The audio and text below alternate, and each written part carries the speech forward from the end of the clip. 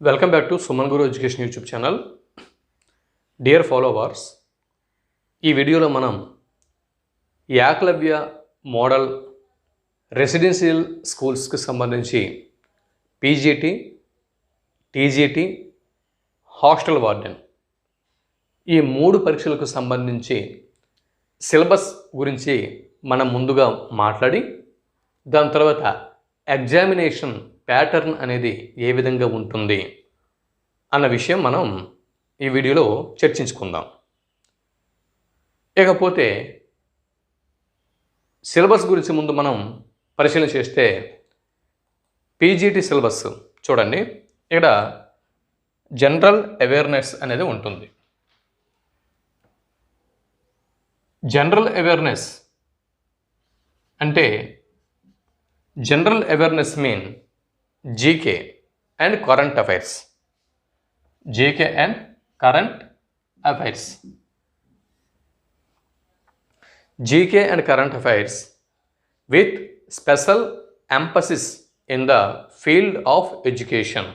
అంటే ఎడ్యుకేషన్ ఫీల్డ్కి ప్రాధాన్యత ఇస్తూ, అంటే వివిధ విద్యా సంస్థలు, తర్వాత ఈ ఎడ్యుకేషన్కి సంబంధించినటువంటి స్కీమ్లు, సెంట్రల్ గవర్నమెంట్ నుంచి వచ్చినటువంటి స్కీమ్లు, దాని తర్వాత ఎడ్యుకేషన్ గురించి వచ్చినటువంటి యాక్ట్లు, ఇలా ఎడ్యుకేషన్కు సంబంధించినటువంటి అంశాలకి ప్రాధాన్యత ఇస్తూ general knowledge and current affairs వీటిని సిలబస్లో మొదటగా మనం ఎగ్జామినేషన్ హాల్లో ఎదుర్కోవాల్సి ఉంటుంది.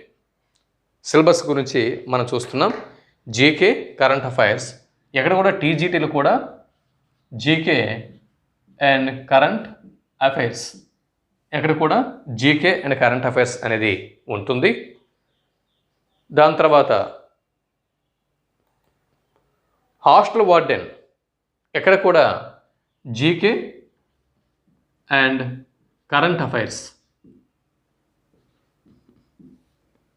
మూడిటికి కూడా జీకే అండ్ కరెంట్ అఫైర్స్ అనేది ఉంటుంది. దాని తర్వాత రీజనింగ్ ఎబిలిటీ. రీజనింగ్ ఎబిలిటీ అనేది ఎక్కడ ఉంటుంది? సెకండ్ అంశం రీజనల్ ఎబిలిటీ. ఇందులో భాగంగా పజిల్ అండ్ సీటింగ్ అరేంజ్మెంట్ అనేది ఇస్తాడు. డాటా సఫిషియన్సీ అనేది ఇస్తాడు. స్టేట్మెంట్ బేస్డ్ క్వశ్చన్స్ అనేవి ఇస్తాడు. వెర్బల్ రీజనింగ్, తర్వాత inequality, blood relations, sequences and series, direction test, assertion and reason, Venn diagrams, వీటి గురించి ఇక్కడ అడుగుతాడు. అంతే, సేమ్ టీజీటీకి, పీజీటీకి, హాస్టల్ వార్డెన్కి ఇది రీజనింగ్ ఎబిలిటీ అనేది ఉంటుంది. దాని తర్వాత knowledge of ICT.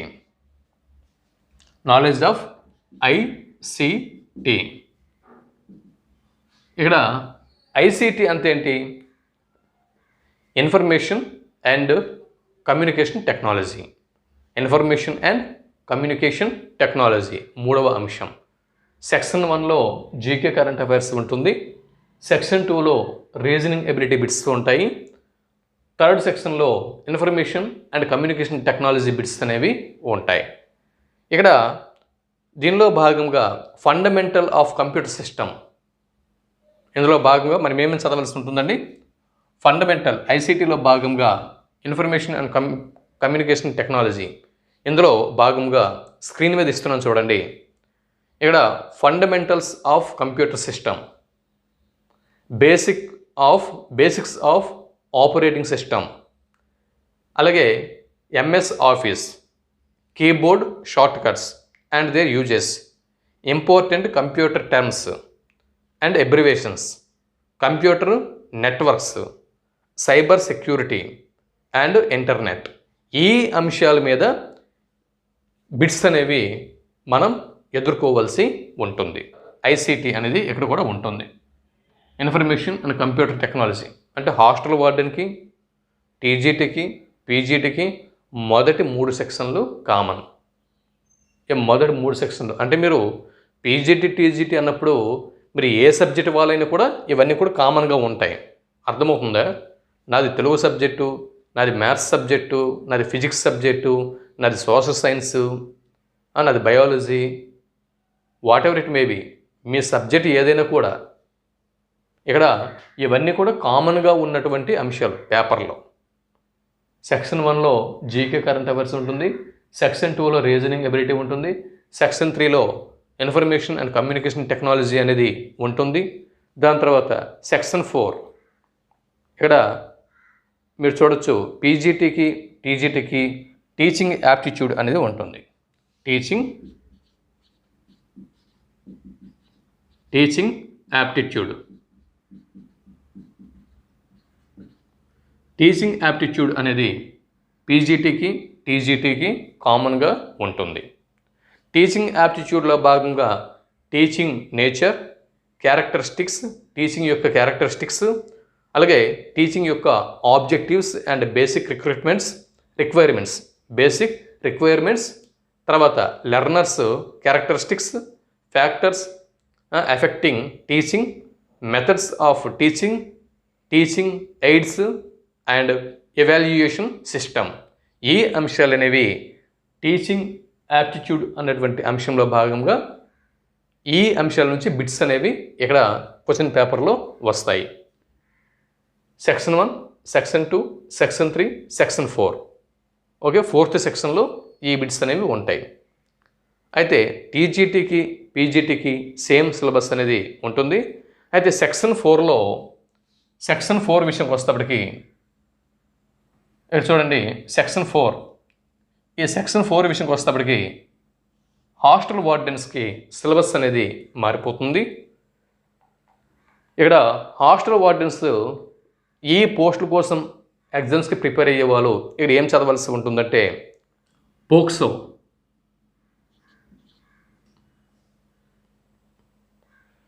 Knowledge of POCSO and other children safety related acts of government of India. అంటే పోక్సో చట్టం గురించి మరియు గవర్నమెంట్ ఆఫ్ ఇండియా నుంచి చైల్డ్ కేర్ గురించి వచ్చినటువంటి యాక్ట్స్ ఏవైతే ఉన్నాయో, అంటే చిల్డ్రన్ సేఫ్టీ మీద వచ్చినటువంటి యాక్ట్స్ ఏవైతే ఉన్నాయో వీటిని 4th సెక్షన్లో హాస్టల్ వార్డెన్స్కి ప్రిపేర్ అయిన వాళ్ళు మాత్రమే ఇక్కడ చదవాల్సి ఉంటుంది. దీన్ని టీజీటీ పీజీటీ వాళ్ళు దీన్ని స్కిప్ చేయాలి. ఇది ఒక హాస్టల్ వార్డెన్స్ వాళ్ళకి మాత్రమే సెక్షన్ 4లో ఈ అంశాలు అనేవి ఉంటాయి.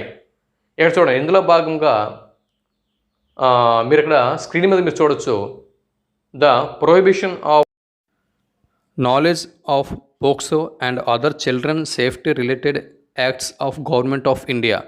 ఇందులో భాగంగా the prohibition of child marriage act 2006, the protection of children from sexual offenses act 2012, the protection of children from sexual offenses rules 2020, the child labor act 1986, the immortal traffic prevention amendment bill 2006, the commission for protection of child right act 2005, the right of children to free and compulsory education act 2009, the criminal law amendment act 2013, child policy, national character of children and national charter of children, child mortality rate, gender ratio.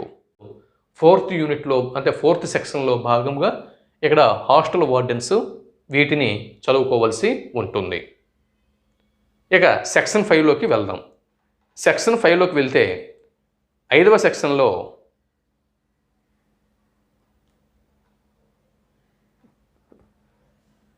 National education policy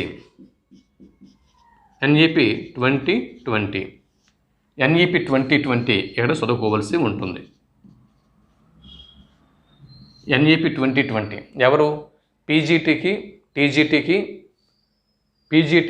and TGT వీటి కోసం prepare అయ్యే వాళ్ళు NEP 2020ని చదువుకోవాల్సి ఉంటుంది. వీటిని ఇక్కడ study చేయాలి. ఎక్కడి నుంచి బిట్స్ మీకు వస్తాయి. General Hindi, general English, general English and general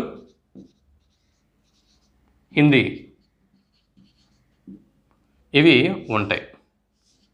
general English ఇక్కడ కూడా జనరల్ ఇంగ్లీష్, జనరల్ హిందీ ఉంటాయి, బిట్స్ అనేవి ఉంటాయి. ఓకే, ఇక్కడ ఇంగ్లీష్ 10 మార్క్స్కి, హిందీ 10 మార్క్స్కి ఉంటుంది. అయితే ఇంగ్లీష్ 10 మార్క్స్, హిందీ 10 మార్క్స్ కదండి, ఇక్కడ క్వాలిఫైయింగ్ మార్క్స్ అనేవి రావాలి. క్వాలిఫైయింగ్ మార్క్స్ అంటే ఇంగ్లీష్లో కూడా క్వాలిఫై అవ్వాలి, హిందీలో కూడా క్వాలిఫై అవ్వాలి. ఇక్కడ ఓవరాల్గా 20 మార్క్స్ ఉన్నాయి కదండి, ఈ 20 మార్క్స్కి ఈ రెండింటిలో కలిపి ఒక 10 మార్క్స్ వచ్చేస్తే నేను క్వాలిఫై అయిపోతానంటే కాదు. అర్థమవుతుందా? ఇక్కడ జనరల్ ఇంగ్లీష్లో కనీసం 5 మార్కులు ఇక్కడ రావాల్సి ఉంటుంది, అలాగే జనరల్ హిందీలో కనీసం 5 మార్కులు రావాల్సి ఉంటుంది. ఈ 20 మార్కుల్లో కనీసం 10 మార్క్స్ అనేవి ఇక్కడ రావాల్సి ఉంటుంది. దీనిలో కంపల్సరీగా 5 మార్క్స్ రావాలి, హిందీలో కూడా కంపల్సరీగా 5 మార్క్స్ రావాలి. అదే ఇంగ్లీష్లో నాకు మంచి పట్టు ఉంది, ఇంగ్లీష్లో స్కోర్ చేసేస్తాను, హిందీ అంటే విడిచిపెట్టేస్తాను, కుదరదు. ఇందులో ఇంగ్లీష్లో క్వాలిఫై అవ్వాలి, హిందీలో క్వాలిఫై అవ్వాలి. అట్లీస్ట్ ఇందులో 5 మార్క్స్, ఇందులో 5 మార్క్స్ వస్తేనే, అంటే 10 మార్క్స్ ఇక్కడ వస్తేనే మిగిలిన పేపర్ని కరెక్షన్ చేస్తారు, లేదంటే మిగిలిన పేపర్ కరెక్షన్ చేయరు, డస్ట్బిన్లో పడేస్తారు. అర్థమవుతుందా? కాబట్టి ఇది అంటే మొత్తము మన కంటెంట్ అండ్ మెథడాలజీలో మనం ఎంత పోటుగోలమైనప్పటికీ కూడా చించేస్తాం, ఎగ్జామినేషన్ హాల్లో దున్నేస్తాం అనుకున్నా కూడా ఇక్కడ ఇది మెయిన్ మనకి అంటే తెలంగాణ కంటే ముందు ఆంధ్రప్రదేశ్ అభ్యర్థులకి హిందీ అనేది ఒక పెద్ద సమస్యగా ఉంటుంది. మనకి హిందీ మాట్లాడడం వేరు, హిందీ ఇక్కడ వాళ్ళు అడిగినటువంటి బిట్స్ అటెంప్ట్ చేయడం వేరు. కాబట్టి ఇంతే కదా అనుకోవద్దు, ఇదే అంటే ఈ రెండే ముఖ్యంగా ఈ హిందీ అనేది ఇక్కడ మీ యొక్క జాబ్ని డిసైడ్ చేస్తుంది, ఈ పేపర్ని డిసైడ్ చేస్తుంది, మొత్తం పేపర్నే డిసైడ్ చేస్తుంది. పీజీటీ, టీజీటీ పేపర్నే డిసైడ్ చేస్తుంది. అంటే హిందీ తెలిపిన వాళ్ళకి చెప్తున్నాను, హిందీలో మాకు మంచి అవగాహన ఉంది సార్, హిందీ దుమ్ము దులిపేస్తుంది సార్ అంటే ఓకే, అలాంటి వాళ్ళు ధైర్యంగా ఉండొచ్చు. ఇక్కడ మీకు 10 మార్కులకి 5 మార్కులు తెచ్చుకోలేమా అన్నట్టు మీకు ఉండదు, తెచ్చుకోలేమా అన్నట్టు ఉంటుంది. ఎగ్జామినేషన్ హాల్కి వెళ్ళిన తర్వాత పేపర్ చూసిన తర్వాత అటెంప్ట్ చేసిన తర్వాత ఈ మాట అనండి హిందీ విషయంలో. ఓకే, అంత ఈజీగా ఏమీ ఇవ్వడం.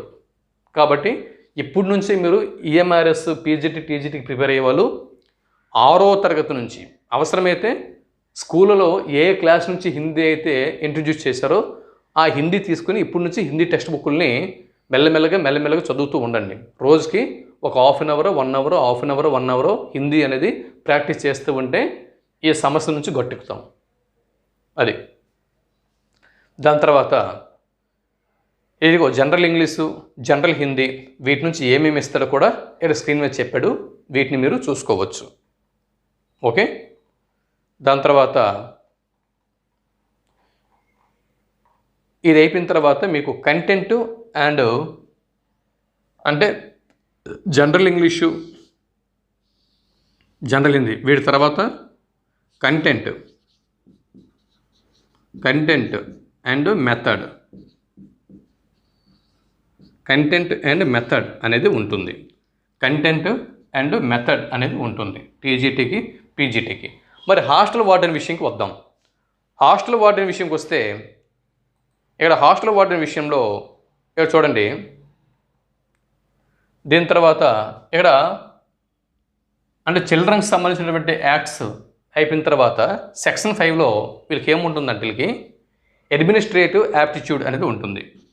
అడ్మినిస్ట్రేటివ్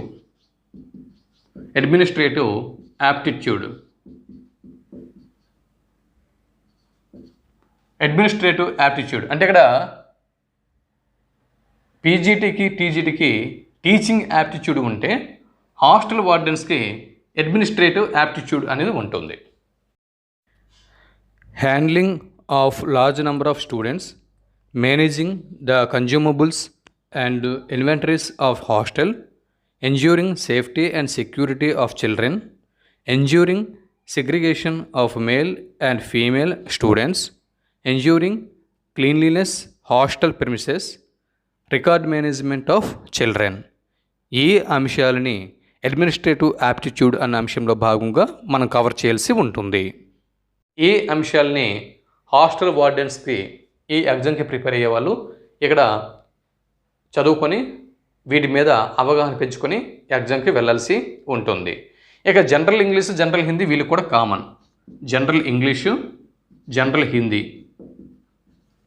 ఈ రెండు వీళ్ళకి కూడా common. General English, general Hindi అనేది మీరు ఏ పేపర్ రాసినా కూడా కామన్గా ఉంటాయి. ఇక్కడ హాస్టల్ వార్డెన్కి సపరేట్గా ఉన్నటువంటి అంశాలు ఏంటంటే children safety acts, children security and safety acts, administrative aptitude, ఇవి మాత్రమే హాస్టల్ వార్డెన్స్కి సపరేట్గా ఉంటాయి. ఓకే, ఇవి మిగిలినవన్నీ కూడా PGT, TGT, hostel warden syllabus అంతా కూడా సేమ్. పీజీటీకి, టీజీటీకి ప్రిపేర్ అయ్యే వాళ్ళు వాళ్ళ యొక్క కంటెంట్ ప్రిపేర్ అవ్వాల్సి ఉంటుంది. అంటే వారి మదర్ సబ్జెక్ట్ యొక్క కంటెంట్, మెథడాలజీ ప్రిపేర్ అవ్వాల్సి ఉంటుంది. హాస్టల్ వార్డెన్స్కి అవి ఉండవు. హాస్టల్ వార్డెన్కి అవి ఉండవు. సబ్జెక్ట్ వీళ్ళు చదువుకోవాల్సిన పని లేదు. కంటెంట్, మెథడాలజీ అనేది వీళ్ళకి అవసరం లేదు. ఎగ్జామ్ ప్యాటర్న్ విషయంకి వస్తే ఇక్కడ first section GK and current affairs. GK and current affairs దీన్నే జనరల్ అవేర్నెస్ అని చెప్పి అంటారు. ఈ జనరల్ అవేర్నెస్ సెక్షన్లో జీకే అండ్ కరెంట్ అఫైర్స్ నుంచి ఇక్కడ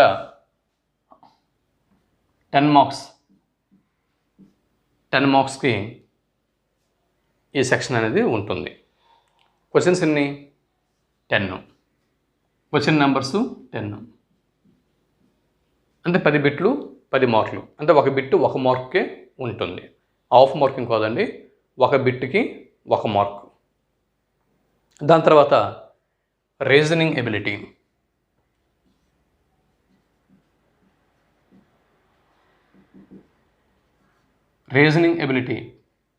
ఈ రీజనింగ్ ఎబిలిటీ నుంచి 20 మార్కులు, 20 మార్కులు, 20 బిట్లు. 20 బిట్లు 20 మార్కులకి ఇక్కడ ఇవ్వడం జరుగుతుంది. దాని తర్వాత ICT section 3, ICT information and communication technology section 3. దీనిలో 10 మార్కులకి అంటే 10 క్వశ్చన్స్ ఉంటాయి. క్వశ్చన్స్ 10 ఉంటాయి. 10 మార్క్స్కి వీటిని ఇవ్వడం జరుగుతుంది. దాని తర్వాత సెక్షన్ 4 టీచింగ్ యాప్టిట్యూడ్. టీచింగ్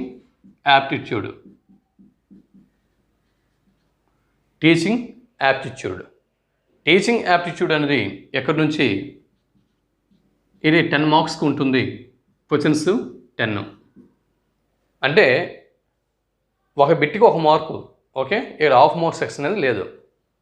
మన ఏపీ డిఎస్సి, తెలంగాణ డిఎస్సి లాగా హాఫ్ మార్క్ సెక్షన్ లేదు.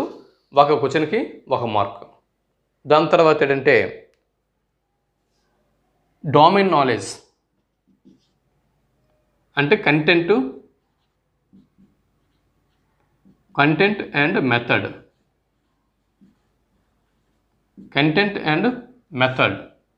ఈ కంటెంట్ అండ్ మెథడ్కి 80 మార్క్స్ కేటాయించారు. 80 బిట్స్. ఇది అయిపోయింది కదా. ఇక్కడి వరకు 130 బిట్లు, 130 బిట్స్, 130 మార్క్స్. ఓకే, 130 బిట్లు, 130 మార్క్స్.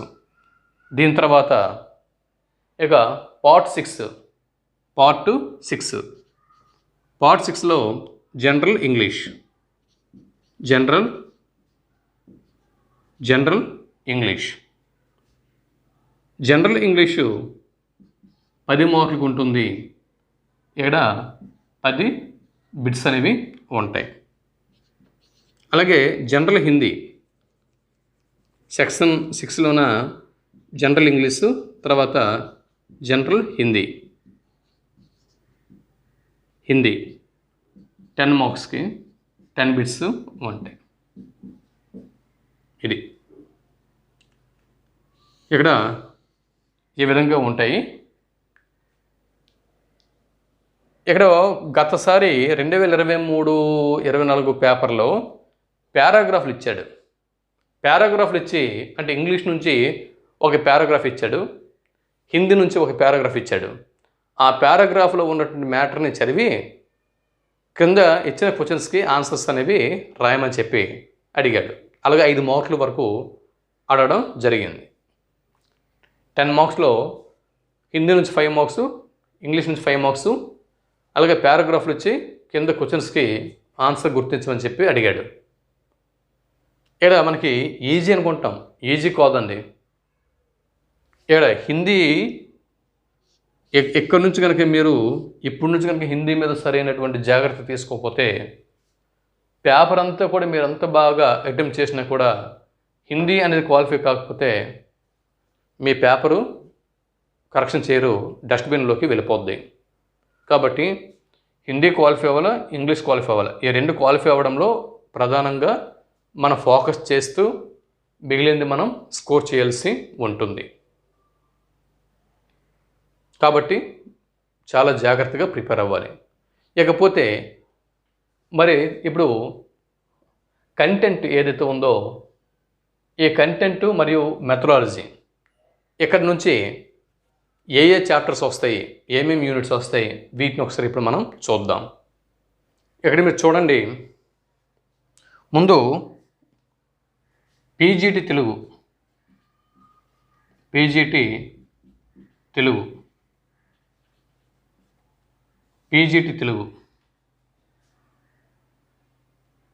ముందు పీజీటీ తెలుగు చూద్దాం. ఫాలోవర్స్ ఒకసారి చూడండి, బుక్స్ ఏం ప్రిపేర్ అవ్వాలి మాస్టరు, మరి సిలబస్ అయితే బాగానే చెప్పారు, ఎగ్జామ్ ప్యాటర్న్ మీరు బాగా ఎక్స్ప్లెయిన్ చేశారు, మరి ఈ బుక్స్ ఏం ప్రిపేర్ అవ్వాలి సార్ అంటే మీరు ఇక్కడ చూడొచ్చు.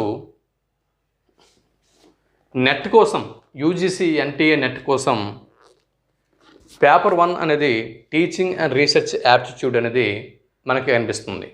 టీచింగ్ అండ్ రీసెర్చ్ యాప్టిట్యూడ్, అవునా? పేపర్ 1 కోసం యూజీసీ ఎన్టీఏ నెట్లో పేపర్ 1లో టీచింగ్ యాప్టిట్యూడ్ అనేది ఉంటుంది. టీచింగ్ యాప్టిట్యూడ్, దాని తర్వాత రీజనింగ్ కూడా ఇందులో ఉంది. రీజనింగ్ మీరు ఇప్పుడు ఏదైతే second chapter and second section reasoning అని చెప్పి అన్నామో రీజనింగ్ కూడా ఇందులో ఉంటుంది. దాని తర్వాత మీకు ఇన్ఫర్మేషన్ అండ్ కమ్యూనికేషన్ టెక్నాలజీ 3వ సెక్షన్, అవి కూడా ఇందులో ఉంటుంది. ఇన్ఫర్మేషన్ అండ్ కమ్యూనికేషన్ టెక్నాలజీ కూడా ఇందులో ఉంటుంది. కాబట్టి ఇన్ఫర్మేషన్ అండ్ కమ్యూనికేషన్ టెక్నాలజీకి, దాని తర్వాత రీజనింగ్కి, దాని తర్వాత టీచింగ్ యాప్టిట్యూడ్కి, ఈ 3ంటికి మీకు యూజీసీ ఎన్టీఏ నెట్ కోసం టీచింగ్ అండ్ రీసెర్చ్ యాప్టిట్యూడ్ అనేటువంటి సిలబస్ ఏదైతే ఉందో ఇది మీరు అరిహాంత్ అని తీసుకోవచ్చు, పియర్సన్ అని తీసుకోవచ్చు, లేకపోతే మీరు పియర్సన్, అరిహాంత్, ఉప్కార్ అయినా తీసుకోవచ్చు. ఈ 3ట్లలో ఏదో ఒక పుస్తకం అనేది మీరు తీసుకోవచ్చు. అంటే ఉప్కార్ అని తీసుకోవచ్చు, అరిహాంత్ అని తీసుకోవచ్చు, పియర్సన్ అంటే కేవీఎస్ మదన్ గారి ఈ పియర్సన్ బుక్ అయినా కూడా మీరు తీసుకోవచ్చు. ఇది 2022 ఎడిషన్ అండి. ఇది లేటెస్ట్ ఎడిషన్ 2025వ ఎడిషన్ మీరు తీసుకుంటే ప్రయోజనం అనేది ఉంటుంది. అయితే లేదు సార్ మేము ఎన్ని బుక్స్ పర్చేస్ చేయలేము అంటే ఆల్రెడీ నేను యూజీసీ ఎన్టీఏ నెట్ కోసం క్లాసెస్ అనేవి నేను ఇస్తున్నాను. అందులో భాగంగా ఇవి నేను చెబుతున్నాను, అర్థమవుతుంది. నా క్లాసెస్ కూడా మీరు ఫాలో అవ్వచ్చు. నా క్లాసెస్ మీరు ఫాలో అవ్వచ్చు అంటే క్రింద ఈ వీడియో క్రింద డిస్క్రిప్షన్లో మిగిలిన 2 ఛానల్స్ యొక్క లింక్స్ ప్రొవైడ్ చేశాను. ఆ ఛానల్స్లోకి వెళ్ళి సబ్స్క్రైబ్ చేసుకోండి. అలాగే వాట్సాప్ గ్రూప్లో మీరు జాయిన్ అవ్వండి. క్రింద వాట్సాప్ గ్రూప్లో ఏవైతే లింక్స్ ఇచ్చినానో జాయిన్ అవ్వండి. జాయిన్ అయితే నేను అవన్నీ కూడా ప్రతిరోజు కూడా మీకు నేను నోట్స్ అనేది ప్రొవైడ్ చేస్తాను. ఆ నోట్స్ మీరు సాఫ్ట్ కాపీలు అనేవి ప్రింట్అవుట్ తీసుకుని చక్కగా మీరు ఏ రోజుకి ఆ రోజు నేను ఇచ్చినటువంటి నోట్స్ మీరు ఫాలో అయితే సరిపోతుంది. ఇకపోతే మరి ఇక నేను Telugu PGT Telugu, TGT Telugu syllabus అనేది నేను ఇస్తున్నాను. మరి మిగిలిన సబ్జెక్టు వాళ్ళు ఎవరైనా ఉంటే గనక, అంటే మ్యాథ్స్, ఫిజిక్స్, తర్వాత బయాలజీ, సోషల్, ఇంగ్లీషు, హిందీ, ఇలాగ అదర్ సబ్జెక్ట్ వాళ్ళు ఉంటే కనుక మీరు మన వాట్సాప్ గ్రూప్లో ఈ పీడిఎఫ్ కాపీ అనేది నేను ప్రొవైడ్ చేస్తున్నాను. ఈ పీడిఎఫ్ సాఫ్ట్ కాపీ మీరు డౌన్లోడ్ చేసుకోండి. నా వాట్సాప్ గ్రూప్లోకి వెళ్ళండి. నా వాట్సాప్ గ్రూప్లో పీడిఎఫ్ సాఫ్ట్ కాపీ అనేది డౌన్లోడ్ చేసుకోండి. డౌన్లోడ్ చేసుకుని మీ యొక్క సిలబస్ మీరు చూసుకోవచ్చు. ఓకే, నేనైతే ఈ వీడియోలో పీజీటీ, టీజీటీ తెలుగు సిలబస్ అనేది నేను ఇస్తున్నాను. ఇప్పుడు ప్రస్తుతం ఇక్కడ నుంచి తెలుగు సిలబస్ అనేది నేను ప్రొవైడ్ చేస్తున్నాను. మిగిలిన అన్ని సబ్జెక్టుల యొక్క సిలబస్లు కూడా వాట్సాప్ గ్రూప్లోకి వెళ్ళి నా పీడిఎఫ్ అనేది మీరు డౌన్లోడ్ చేసుకుని చూసుకోండి. ఇక చూడండి, ముందు పీజీటీ సిలబస్ చూద్దాం. పీజీటీలో ముందు ప్రాచీన తెలుగు సాహిత్యం అని చెప్పి అన్నాడు. ప్రాచీన తెలుగు సాహిత్యం, ప్రాచీన తెలుగు సాహిత్యం అని చెప్పి అన్నాడు. ప్రాచీన తెలుగు సాహిత్యంలో భాగంగా తెలుగు సాహిత్యము ప్రారంభము, వికాసము అని చెప్పి అన్నాడు. తెలుగు సాహిత్యము ప్రారంభము మరియు వికాసము. ఓకే, అంతేకాకుండా ప్రాంగణయ యుగం అని చెప్పి అన్నాడు. శివకవులు, ఇందులో భాగంగా పాల్కూరికి సోమనాథుడు, నన్నెచోడుడు గురించి చదువుకోమన్నాడు. అంటే శివకవుల గురించి, అంటే మల్లికార్జున పండితుల గురించి కూడా చదువుకోవాలి. శివ కవిత్రయం గురించి చదువుకొని శివకవులు అన్నాడు. శివకవులు అని చెప్పి మళ్ళీ ఎక్కువగా పాల్కూరికి సోమనాథుడు, నన్నెచోడుడు గురించి ఎక్కువగా ఫోకస్ అనేది ఇవ్వాల్సి ఉంటుంది. దాని తర్వాత కవిత్రయము, ఆంధ్ర మహాభారతము.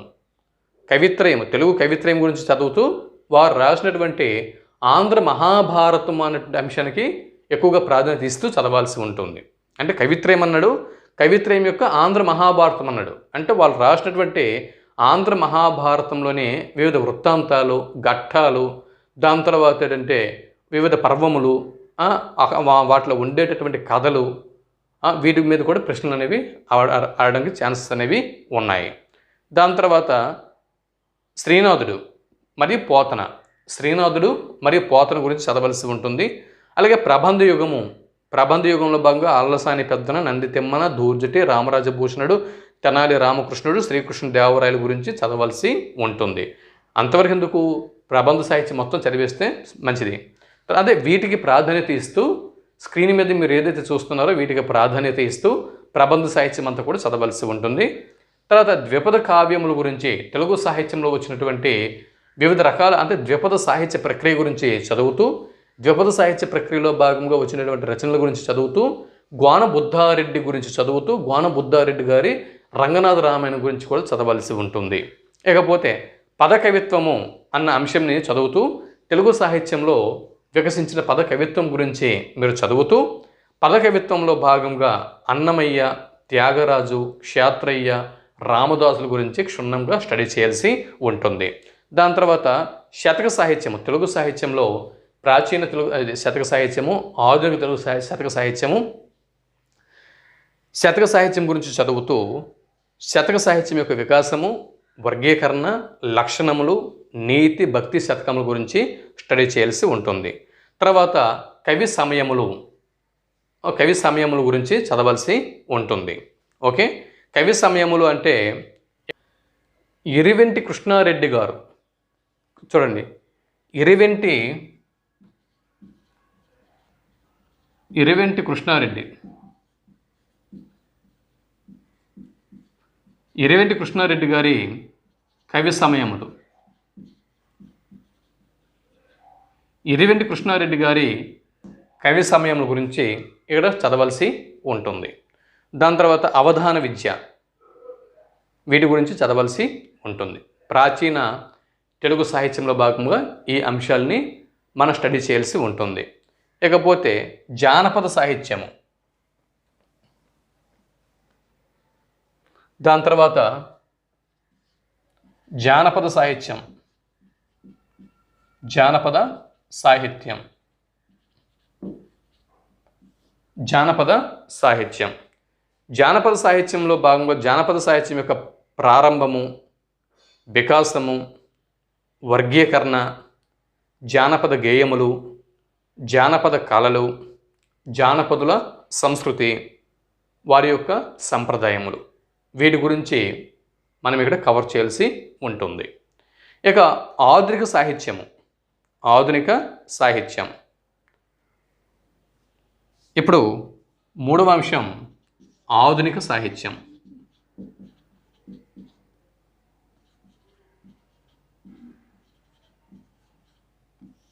ఆధునిక సాహిత్యం.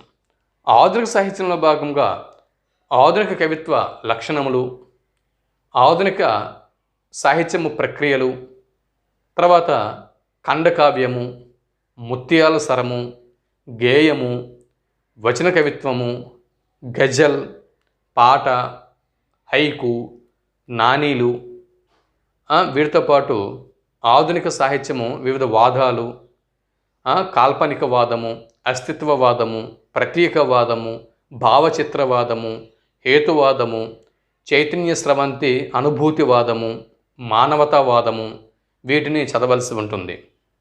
అలాగే ఆధునిక కవిత్వంలో ఉద్యమాలు, జాతీయోద్యమ కవిత్వము, భావ కవిత్వము, అభ్యుదయ కవిత్వము, దిగంబర కవిత్వము, విప్లవ కవిత్వము, వీటి గురించి చదవలసి ఉంటుంది.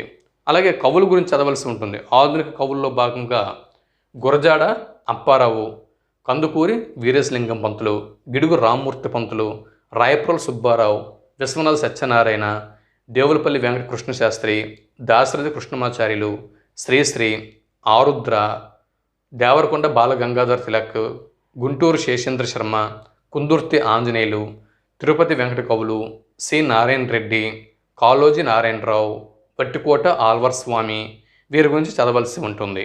దాని తర్వాత ఆధునిక తెలుగు కథ వికాసము వర్గీకరణ, తెలుగు నవల వికాసము వర్గీకరణ లక్షణములు, అలాగే తెలుగు నాటకము వికాసము వర్గీకరణ లక్షణములు, వ్యాసము దాని యొక్క లక్షణములు, ఇవి చదవలసి ఉంటుంది. దాని తర్వాత వీటితో పాటు స్వీయ చరిత్ర, జీవిత చరిత్ర, యాత్ర రచనలు, అలాగే తెలంగాణ సాహిత్యము, తెలంగాణ కవులు, తెలంగాణ చరిత్ర, తెలంగాణ సంప్రదాయములు పరిశీలన, వీటి గురించి కూడా చదవలసి ఉంటుంది. దాని తర్వాత భాషా చరిత్ర. భాషా చరిత్ర. ఈ భాషా చరిత్ర అనేటటువంటి ఈ అంశంలో భాగంగా ద్రావిడ భాషలు, మాండలికములు, తర్వాత వాక్యము, పదము, రూపాంతరము, ధ్వని పరిణామము, వీటిని ద్రావిడ భాషలు, మాండలికాలు, వాక్యము, పదము, రూపాంతరములు, ధ్వని పరిణామం, ఇవి భాషా చరిత్రలో భాగంగా ప్రధానంగా చదువుకోవలసి ఉంటుంది. ఇకపోతే దాని తర్వాత వ్యాకరణము. వ్యాకరణము. వ్యాకరణము ప్రస్తుతం మనం సుమన్ గురు ఎడ్యుకేషన్ యూట్యూబ్ ఛానల్లో రెగ్యులర్గా మీరు ఫాలో అవుతూ ఉంటే అర్థమవుతుంది. ప్రస్తుతం సుమన్ గురు ఎడ్యుకేషన్ యూట్యూబ్ ఛానల్లో వ్యాకరణం అనేది నడుస్తుంది. వ్యాకరణం అనేది ఏ పోర్షన్ అనేది ప్రస్తుతం నడుస్తుంది. ఈరోజు నేను ఈ వీడియో అయిపోయిన తర్వాత సందుల గురించి పూర్తి సమాచారం మీకు ఇచ్చేస్తున్నా. ఈరోజు సందులు పూర్తి చేస్తా మ్యాక్సిమం. అయితే చూడండి, బాల వ్యాకరణంలో ప్రవేశము, అవగాహన, తర్వాత వర్ణమాల, ద్విత్వ, సంయుక్త,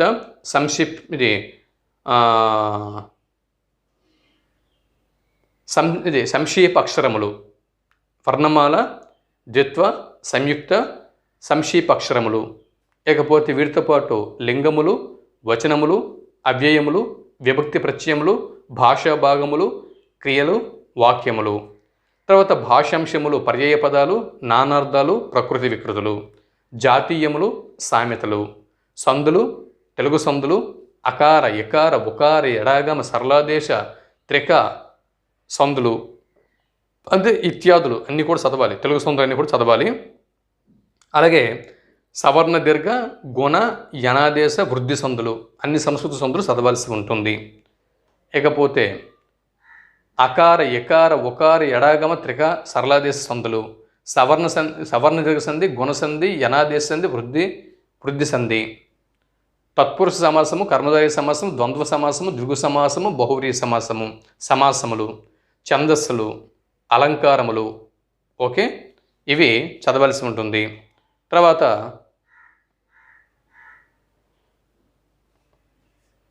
అధికార భాషగా తెలుగు, అధికార భాషగా తెలుగు మీరు చూడొచ్చు ఇక్కడ స్క్రీన్ మీద. అధికార భాషగా తెలుగు, ప్రాచీన భాషగా తెలుగు, మాధ్యమిక భాషగా తెలుగు, వ్యవహారిక భాషగా తెలుగు, ప్రామాణిక భాషగా తెలుగు. ఇవి ఇందులో చదవాల్సి ఉంటుంది. ఇకపోతే తెలుగు మెథడాలజీలో భాగంగా పద్య బోధన మెళుకువలు, పద్య బోధన మెళుకువలు, పద్య బోధన మెలకువలు, పద్య బోధన మెళుకువలు, గద్య బోధన మెళుకువలు, గద్య బోధన మెళకువలు. దాని తర్వాత ఏంటంటే వ్యాకరణ బోధన మెళకువలు, వ్యాకరణ బోధన మెళకువలు. దాని తర్వాత ఏంటంటే భాషా నైపుణ్యములు అభివృద్ధి, భాషా నైపుణ్యములు అభివృద్ధి, భాషా నైపుణ్యములు అభివృద్ధి. సహపాఠ్య ప్రణాళికలో మాతృభాష బోధకుడి పాత్ర, సహపాఠ్య ప్రణాళికలో మాతృభాష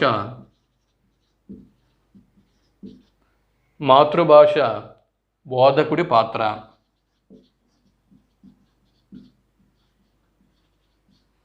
ఇవి తెలుగు మెథడాలజీలో భాగంగా చదవలసి ఉంటుంది. ఇది పీజీటీ తెలుగు సిలబస్. ఇంతవరకు మనము పీజీటీ తెలుగు సిలబస్ గురించి మనం చదువుకున్నాం, అంటే తెలుసుకున్నాం.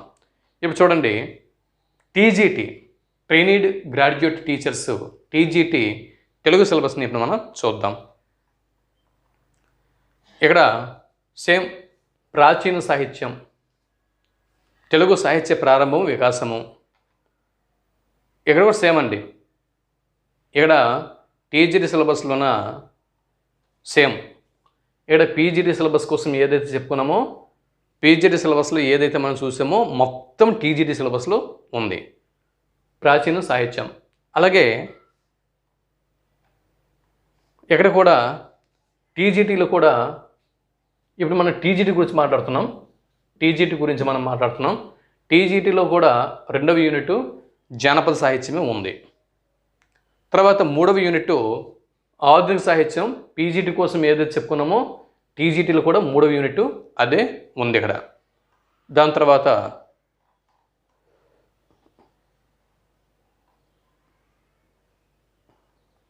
టీజీటీ సిలబస్కి ఎక్కడ కూడా తేడా లేదండి. సేమ్ ఒకే సిలబస్ రెండింటికి కూడా ఇచ్చాడు. ఆధునిక సాహిత్యము ఇక్కడ ఉందా, ఆధునిక సాహిత్యము. దాని తర్వాత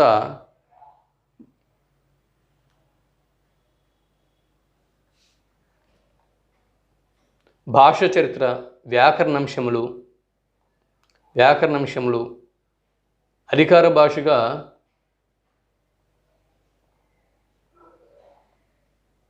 ఓకే. ఎప్పటివరకు మనం పీజీటీ సిలబస్కి ఏదైతే చదువుకున్నామో టీజీటీ సిలబస్ కూడా అదే. ఇక్కడ మీరు చూడొచ్చు, పీజీటీ సిలబస్కి టీజీటీ సిలబస్కి అసలు తేడా ఏమీ లేదు. మీకు పీజీ ఉంటే, బీఈడి ఉంటే టీజీటీకి పీజీటీకి రెండింటికి రాసుకోండి. అర్థమవుతుందా? అంటే మీకు ఎలిజిబిలిటీ ఉంటే రెండింటికి రాసుకోండి, అవకాశాల సంఖ్య పెంచుకోండి. అర్థమవుతుందా? పీజీ లేదా టీజీటీ రాయండి. లేదా వయసు ఒకవేళ 35 వరకే ఏజ్ లిమిట్ అని ఉంది.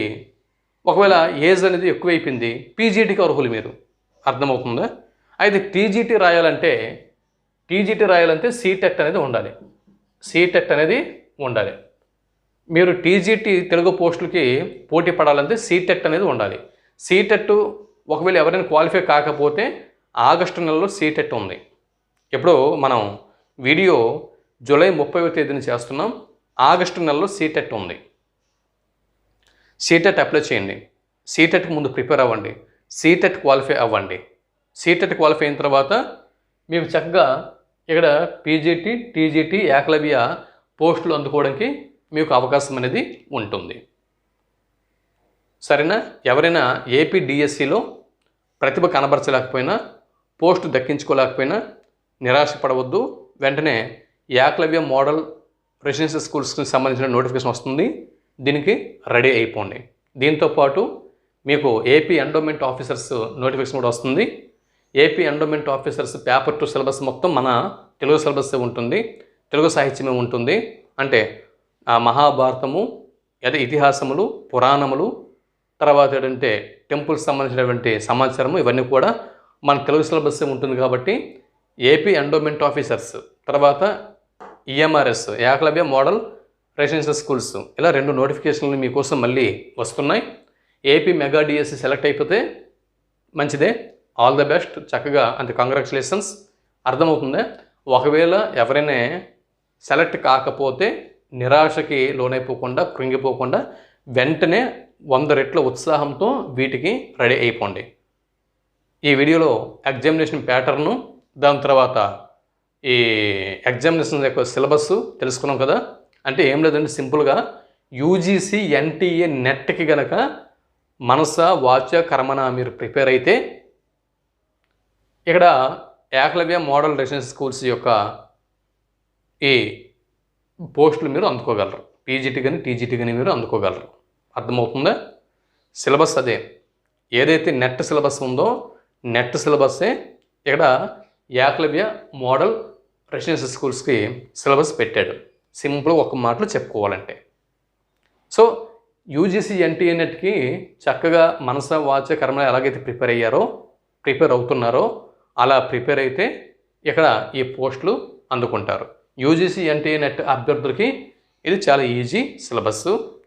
ఇది వీరికి ఒక మంచి వరం. సరే, మరో వీడియోలో మరిన్ని అంశాలని మనం తెలుసుకునే ప్రయత్నం చేద్దాం. అంతవరకు సెలవు. నమస్తే.